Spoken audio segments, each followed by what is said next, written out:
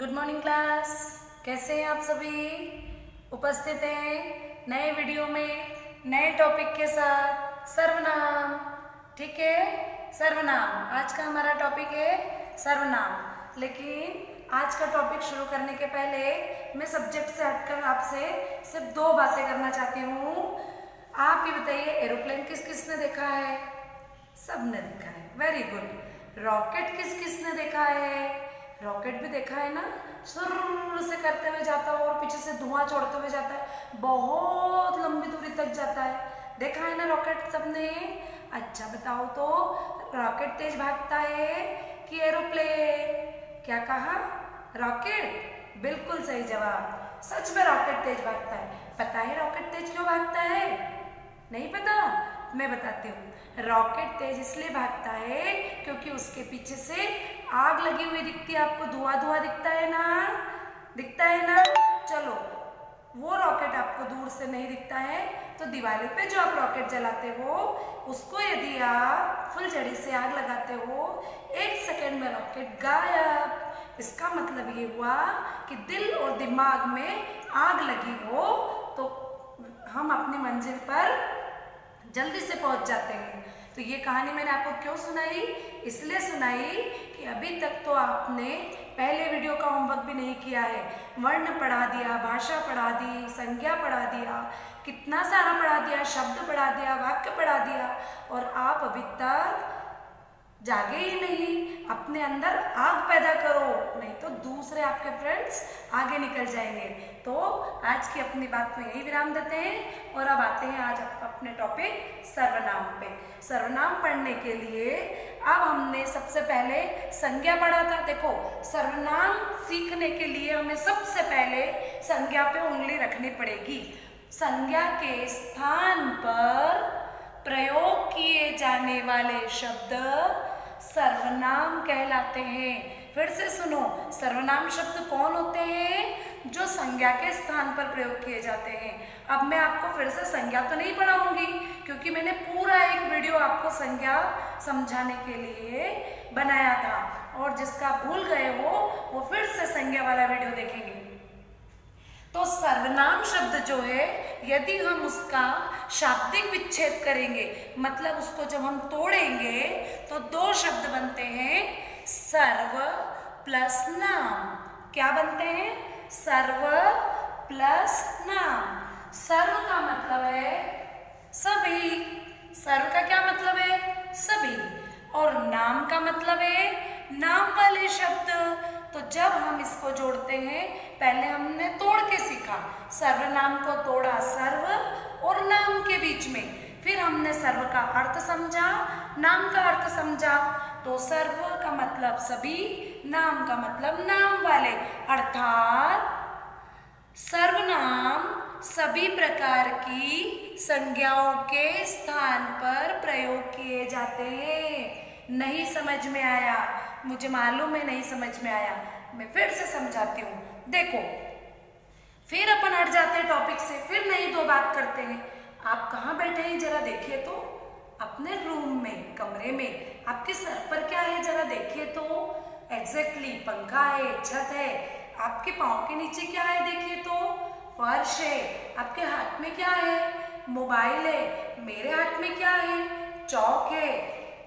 किस पर लिख रही हूँ? ब्लैक बोर्ड पर लिख रही हूँ। अरे आप तो सब जवाब दे रहे हो, तो ये बताए आपका सारा जवाब क्या था?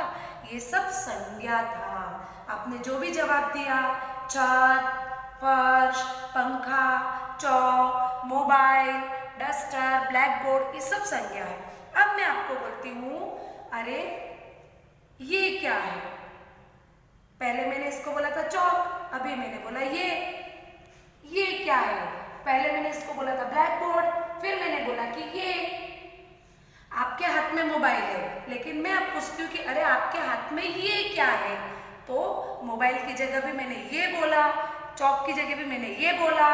तो ये जो है दीवार को, मोबाइल को, चौक को, डस्टर को हम ये भी कह सकते हैं। क्या कह सकते हैं? ये। तो दीवार, मोबाइल, चौक, डस्टर, छत, पंखा, फर्श, ये सब संज्ञा संज्ञा शब्द है और संज्ञा के बदले में आपने क्या इस्तेमाल किया? ये। क्या इस्तेमाल किया? ये। तो संज्ञा के बदले में जो आपने ये शब्द इस्तेमाल किया उसको हम सर्वनाम कहते हैं। आया समझ में? थोड़ा थोड़ा आया, अभी रुको, पूरा समझ में आएगा। उदाहरण नंबर 2 से समझेंगे। देखो, राम अध्यापक है, इसकी जगह आप ये भी लिख सकते हो कि जोशी मैडम अध्यापिका है। उसके बाद राम ईमानदार है, फिर राम के पास गाड़ी है, फिर राम की गाड़ी का रंग नीला है ना। राम सुबह स्कूल आते हैं, राम अपना काम बड़ी ईमानदारी से करते हैं। अभी बार बार राम राम राम राम मैं कर रही हूँ, ये कुछ सुनने में अच्छा नहीं लग रहा है ना, क्योंकि हम जब किसी एक व्यक्ति के बारे में बात करते हैं तो जनरली हमारे वार्तालाप में हम उसका नाम तो नहीं लेते हैं कि जोशी मैडम परिभाषा समझा रही है, जोशी मैडम अर्थ समझा रही है, जोशी मैडम उदाहरण समझा रही है। ऐसा तो आप नहीं करते हो, है ना। नाम तो सिर्फ हम एक बार बोलते हैं, उसके बाद हम क्या करते हैं? नंबर 1, राम अध्यापक है, ठीक है। यहाँ तो हमको नाम लेना पड़ेगा ना, नहीं तो हम किसके बारे में बात कर रहे हैं ये तो पता चलेगा नहीं। तो यहाँ पर राम जो है वो है संज्ञा। यहाँ पर राम संज्ञा है। अब राम अध्यापक है, अब यहाँ पर फिर से राम आ गया, उसकी जगह पर मैं कर देती हूँ वे। वे ईमानदार है, राम के पास गाड़ी है, फिर राम आ गया तो मैं राम की जगह लिख देती हूँ उन राम के पास की जगह लिख देती हूँ मैं उनके पास, ठीक है। फिर आ गया राम की गाड़ी का रंग नीला है तो मैं लिख देती हूँ उनकी। तो यहाँ जो बार बार राम राम राम राम लिखा हुआ था उसकी जगह मैंने वे, उनके, उनकी ऐसा शब्द प्रयोग किया। तो क्या उससे इस उदाहरण का मतलब बदल गया? क्या आपको समझ में नहीं आया कि बात अभी भी राम की ही हो रही है? बिल्कुल समझ में आया। तो इसका तात्पर्य यह है कि ऐसा शब्द लिखा जाए, ध्यान से सुनो बेटा, ऐसा शब्द लिखा जाए कि वही अर्थ प्रकट हो जो हम बताना चाहते हैं। जैसे राम ईमानदार है और यदि मैं बोलूँ कि वे ईमानदार है तो आपको कंफ्यूज नहीं होना है कि पहले राम लिखा था फिर वे बता दिया। फिर यदि लिखा है कि उनके पास गाड़ी है तो राम के पास गाड़ी है, और यदि राम के पास को मैंने कर दिया उनके पास गाड़ी है तो भी आपको कंफ्यूज नहीं होना है। राम की जगह वे, उनके, उनकी, ये सारी चीजें जो है वो राम से ही संबंधित है। इसलिए ऐसा शब्द लिखा जाए कि वही अर्थ प्रकट हो जो सर्वनाम कहलाए। तो संज्ञा को, और ताकि हमको बार बार संज्ञा का उच्चारण ना करना पड़े। अच्छा बच्चों, ये उदाहरण नंबर 1 और उदाहरण नंबर 2 से आपको ये तो समझ में आया कि सर्वनाम क्या है। अब नहीं बोलेंगे कि समझ में नहीं आया। मैंने कितने सारे उदाहरण दिए आपको, इन उदाहरणों से बहुत अच्छी तरह से आप समझ गए कि सर्वनाम क्या है।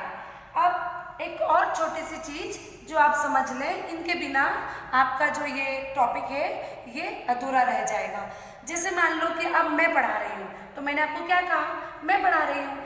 मैंने आपको ये बोला कि मंगलेश जोशी आपको ये बोल रही है, अब मंगलेश जोशी आपको उदाहरण समझाएगी, अब मंगलेश जोशी आपको होमवर्क देगी। अच्छा लगता है ऐसा सुनने में? अच्छा नहीं लगता है ना? तो उसकी जगह क्या इस्तेमाल हो रहा है? मंगलेश जोशी, ये नाम है, चूंकि नाम है इसलिए ये संज्ञा है, तो संज्ञा के बदले में क्या इस्तेमाल हो रहा है? मैं। अब मैं आपको एक छोटी सी बात और समझाने जा रही हूँ। तो मैंने मंगलेश जोशी की जगह क्या इस्तेमाल किया? मैं इस्तेमाल किया। क्या इस्तेमाल किया? मैं। तो जब हम अपने लिए सर्वनाम का प्रयोग करते हैं तो अपने लिए किए गए सर्वनाम का जो है मैं, हम, मेरा, हमारा, मुझे इत्यादि शब्दों के साथ में प्रयोग किया जाता है। उसके बाद में आप अन्य के लिए करेंगे, जैसे मैडम इसने मुझे मारा, है ना। आप यदि बोलोगे अन्य के लिए, यदि बोला कि मैडम राम ने मुझे मारा, राम मेरे को परेशान करता है, राम मेरा बैग छीनता है, उसकी जगह आप बोलोगे मैडम ये मुझे मारता है, ये मेरा बैग लेता है, तो आप उसकी जगह भी जो इस्तेमाल करोगे वो शब्द यह, वह, किसी दूसरे के लिए बोल रही हूँ मैं। हाँ, जब आपको किसी दूसरे का बारे में बात करना है तो ये, वे, है ना, उनका घर बहुत दूर है ना, उनकी कार बहुत सुंदर है, ऐसे शब्दों का आप किसी दूसरे के लिए प्रयोग करोगे तो सर्वनाम शब्द इस तरह से बनाओगे। और एक और पॉइंट है छोटों के लिए, है ना, जैसे आपके घर में छोटा भाई है, उसका नाम है आर्यन, आप बार बार तो आर्यन नहीं बोलोगे, मम्मी आर्यन मेरी बुक फाड़ रहा है, मम्मी आर्यन मेरी पेंसिल ले रहा है, आप उसके लिए क्या बोलोगे छोटों के लिए कि मम्मी यह या ये, या फिर तुम उसको भी बोलोगे अरे तुम सुनते नहीं हो, अरे तुम समझ नहीं रहे हो, मैं तुम्हारा नाम मम्मी से बोल दूंगी, तो छोटे को तो तुम करके बोलोगे, तो छोटे के लिए तू, तुम्हारा, तुम, इस तरह के सर्वनाम का प्रयोग आप करोगे। लेकिन कुछ आदर्शसूचक शब्द होते हैं, जैसे पिताजी, माताजी, दादाजी, दादी जी, आपके टीचर्स, है ना, या कोई भी बड़ा हुआ, तो क्या आप उनको तू और ये वह ऐसे बोलोगे? नहीं, आप उनके लिए आदर्शसूचक शब्द इस्तेमाल करोगे। आप, पापा आपका फोन बज रहा है ना, आप, ये, वे, पापा ये आपके सामान आपके बैग में रख लीजिए, तो इसी तरह से आप आदर्शसूचक सर्वनाम का प्रयोग करोगे। तो इस तरह से हमको सर्वनाम के प्रयोग में हमारे भाषा को अलंकृत करने के लिए आसानी हो जाती है। इन सर्वनाम के प्रयोग से हम हमारी भाषा को सुगम बनाते हैं, आसान बनाते हैं, सुंदर बनाते हैं और हमारे वार्तालाप को भी हम रोचक बनाते हैं। तो अब आज के हमारे इस टॉपिक में हमने परिभाषा समझी और विभिन्न विभिन्न उदाहरणों के द्वारा घर के, आप जिस घर कमरे के अंदर बैठे हो उन कमरों के द्वारा और क्लासरूम के जो आर्टिकल सामान है उन चीज़ों वस्तुओं के नाम के द्वारा और ये राम के द्वारा हमने सर्वनाम को बहुत अच्छी तरह से समझा। और इसी के ऊपर आधारित ये परिभाषा फिर से मैं रिपीट कर देती हूँ कि संज्ञा के स्थान पर प्रयोग होने वाले शब्द सर्वनाम कहलाते हैं। तो अब आपको होमवर्क में सर्वनाम की परिभाषा लिखनी है, याद करनी है और सर्वनाम जो है वो आपको कॉलम बना के सर्वनाम लिखने हैं कि किसके सामने कौन सा सर्वनाम आप इस्तेमाल कर सकते हो। लाइक अपने लिए कौन से कर सकते हो, दूसरों के लिए किसका कर सकते हो, बड़ों के लिए क्या कर सकते हो, छोटों के लिए क्या कर सकते हो, ऐसे 4 कॉलम बना के आप लिखेंगे। तो ठीक है, ये होमवर्क हो गया। अब मिलते हैं नए वीडियो में नए टॉपिक के साथ, तब तक वही शुद्ध लेखन और शुद्ध उच्चारण के होमवर्क के साथ। Good bye.